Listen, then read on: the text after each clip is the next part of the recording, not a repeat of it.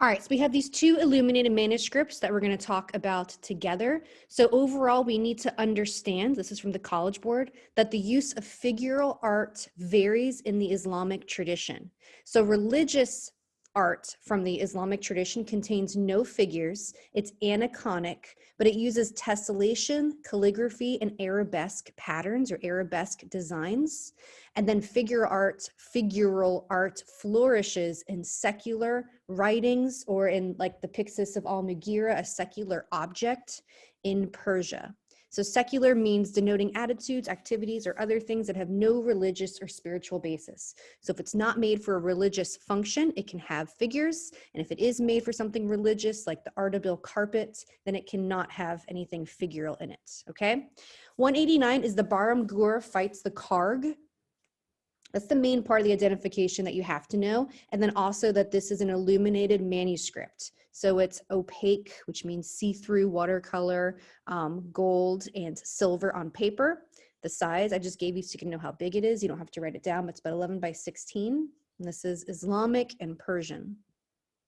All right, so we have text. So here's another artwork where we have text combined with imagery. The story is told in calligraphy with rhyming couplets. I think that's what that word says. All right, so the story, this particular page, the folio, tells the story of Bahrum Gur. He is a Sasanian king, so he's the dude on the horse. He's known for his skills as a hunter. His name actually means wild ass. That's fun. Another king attempted to kill him by sending him to kill the Karg. So the Karg is a dangerous wild wolf with long fangs and a long horn, which you can see his head right down here. That is a long horn. So obviously, since the head is lying on the floor, we know that Bahrum Gur shoots him with the arrows and cuts off his head, which with what other hero can we relate to killing this known killer and then cutting off his head is going to be David from David and Goliath. And in Donatello's depiction, he's actually standing. He has his foot on the giant's head. All right, so what other influence of other cultures can be seen here? So the trees and the rocks look like they are straight out of Chinese landscape painting. So in the next slide, I have an example of that. But if you look at the deep outline, that contour line that outlines it, it goes from thin to thick. I tell my art students that's a weighted contour line. It's like using your calligraphy brush and using the tip of it to get the thin line, and then you push down harder to get that thicker line. There's also markers that get that same effect. That's really fun. All right, the king's robe has depictions of European fabric. So it has that French symbol actually printed all over it. The Mongolian rulers who conquered Iran in 1258 brought art objects and influences from China. So that's how these other cultures, these influences get here. All right, some other examples. So here's a great example of Chinese landscape painting. So you can see that same type of contour line on the trees that you're seeing in our illuminated manuscript. All right, so overall, it's a combination of Chinese influences with the manuscript calligraphy of the Iranian tradition. Function, this was commissioned to help the Mongol ruler into adopting the role of traditional Persian monarchs, rulers. All right, so here's a really typical AP College Board question. So it's giving you this artwork on the right, and it says, Athena attacking the giants from the altar of Pergamon. That's one of our Hellenistic Greek works that we looked at. In content, so the story, what it's depicting, is most closely associated with, and it would just give you a list of artworks. It wouldn't give you the visuals. I'm going to give you the visuals. So these are the examples. Is it most closely associated with the Röntgen Pieta? And again, that's Mary mourning her son, Jesus. Is it most closely related to El Anatsui? Okay, El Anatsui, Old Man's Cloth, was from the contemporary unit, and he is an African artist who is repurposing the tops of liquor bottles, right? He's having them hammered out, and then he's making this kente-like cloth out of them that are being hung on the wall. So that's more about colonialism, repurposing, recycling materials. Bahrum Gur fights the Karg, we know is about a man who kills an animal. And then Gottfried Lindar's Tamati Wakanene from the Pacific Art Unit is about this chief, and it's about his lineage and how that is being depicted on the tattoos that was also a type of mana that protected him.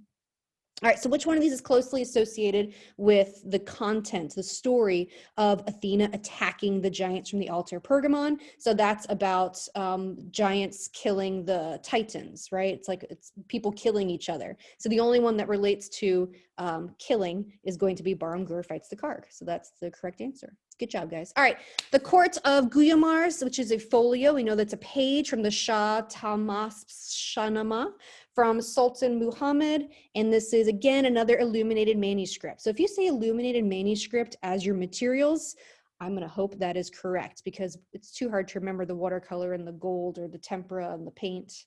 This is about 12 by 18 as the size. Here's a detail. All right, so this comes from the beginning of the Shamana, which is the creation story, the Persian creation story.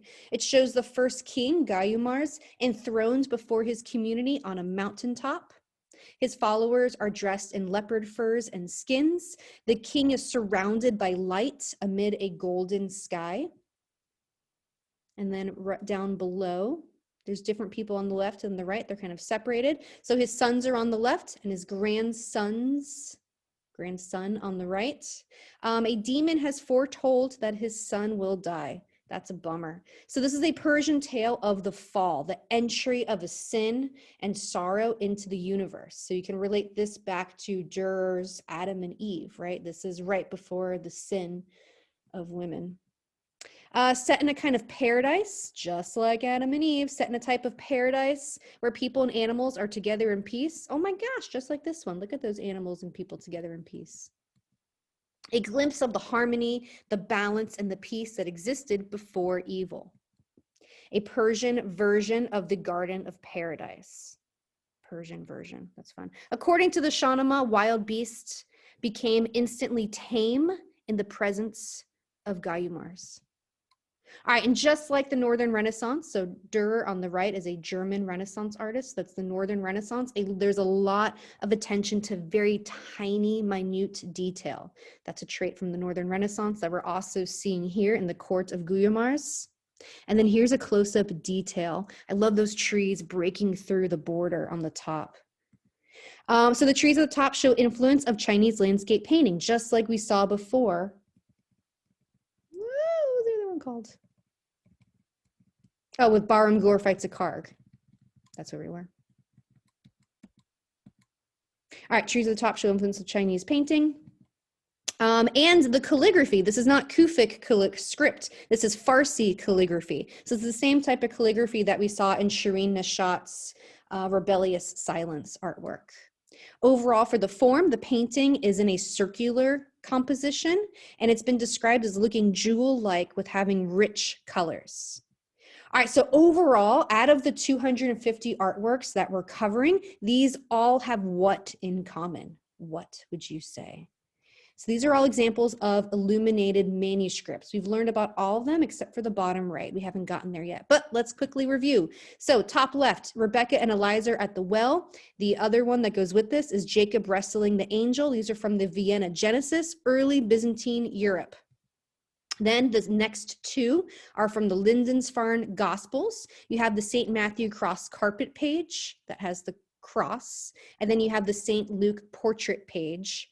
I don't think I'm showing the St. Luke incipit page. These are from early medieval. Hiberno-Saxon is another way of saying this culture, this group. Europe, illuminated manuscript. Again, for all these, we can just say illuminated manuscript. All right, moving on to the right, those two are the dedication page with Blanche of Castile and King Louis IV of France, and scenes from the Apocalypse from a Bible Moralise, Gothic Europe, 13th century, illuminated manuscript. Then on the bottom, you've got the frontispiece of the Codex Mendoza from the Viceroyalty of New Spain, 1541 to 1542.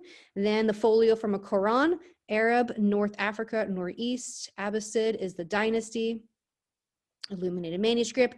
So the one all the way on the right, we're going to cover in the next unit, and this is Jahangir, preferring a Sufi sheikh to kings by Biktar, 1620, watercolor, gold, and ink on paper. See, some of them are watercolor, tempera, and ink on paper. And it's just, let's just say illuminated manuscript. All right, done.